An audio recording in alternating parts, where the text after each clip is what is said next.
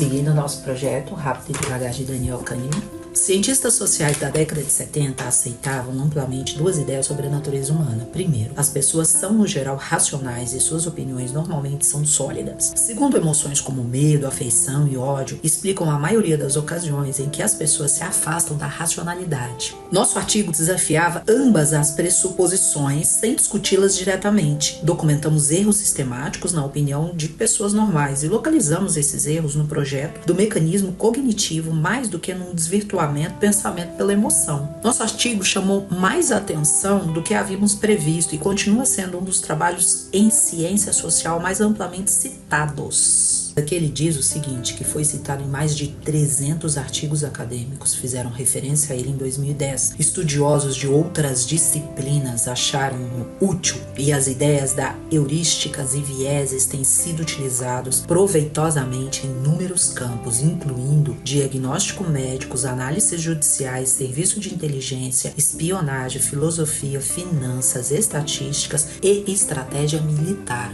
Foi realmente um trabalho de uma magnitude muito grande. As pessoas tendem a estimar a importância relativa das questões pela facilidade com que são puxadas na memória. E isso é amplamente determinado pela extensão da cobertura da mídia. Por sua vez, o que a mídia decidiu cobrir corresponde à opinião que eles têm sobre o que se passa na cabeça do público. Não é por acaso que regimes autoritários exercem substancial pressão sobre a mídia independente. A pouca cobertura sobre assuntos críticos, mas pouco empolgantes, que não acarretam tanta dramaticidade, como o declínio do nível de ensino ou sobre investimentos em recursos médicos no último ano de vida. Perceber essa diferença, o quanto nós estamos sendo influenciados pela uma informação de massa e o quanto a gente está parando para pensar e conhecer a realidade última, é bastante interessante para o autodesenvolvimento. Reflita sobre isso. Um tema recorrente deste livro é o de que a sorte desempenha um grande papel em toda a história de sucesso. Quase sempre é fácil identificar uma pequena mudança na história que teria transformado uma realização notável num desfecho medíocre. Nossa história não foi exceção. A reação ao nosso trabalho não foi uniformemente positiva. Como esperado na ciência normal, alguns investidores refinaram nossas ideias e outros ofereceram alternativas plausíveis. De modo geral, porém, a ideia de que nossas mentes são suscetíveis de erros sistemáticos é agora aceita. Nossa colaboração sobre o julgamento e a tomada de decisão foi o motivo pelo qual recebi o Prêmio Nobel em 2002. Amos teria dividido comigo, caso não houvesse falecido, com 59 anos em 1996. A psicologia da intuição precisa não envolve mágica alguma. A situação forneceu um indício e esse indício deu ao especialista acesso à informação armazenada em sua memória e a informação fornece a resposta. A intuição não é nada mais, nada menos do que o reconhecimento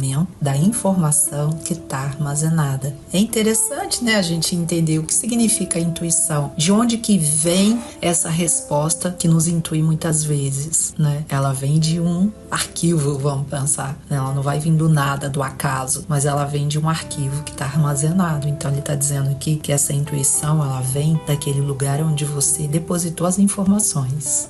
O que vem a seguir? O livro é dividido em 5 partes. A parte 1 apresenta os elementos básicos de abordagem de 2 sistemas para o julgamento e a escolha. Elabora a distinção entre as operações automáticas do sistema 1 e as operações controladas do sistema 2 e mostra como a memória associativa, o âmago do sistema 1, continuamente constrói uma interpretação coerente do que está acontecendo em nosso mundo a qualquer instante. Tento dar uma ideia da complexidade e riqueza dos processos automáticos e muitas vezes inconscientes que subjazem ao pensamento intuitivo e de como esses processos automáticos explicam a heurística de julgamento. Um dos objetivos é apresentar uma linguagem para pensar e falar sobre a mente. A parte 2 atualiza o estudo da heurística de julgamento e explora um grande enigma. Por que é tão difícil para nós pensar estatisticamente? pensamos associativamente com facilidade, pensamos metaforicamente, pensamos casualmente, mas estatísticas requerem que pensamos sobre muitas coisas de uma vez, coisas que o sistema 1 não está projetado para fazer. As dificuldades do pensamento estatístico contribuem para o principal tema da parte 3, que descreve uma limitação desconcertante de nossa mente. Nossa confiança excessiva no que acreditamos saber e a nossa aparente incapacidade de admitir a verdadeira extensão da nossa ignorância e a incerteza do mundo em que vivemos. Somos inclinados a superestimar quanto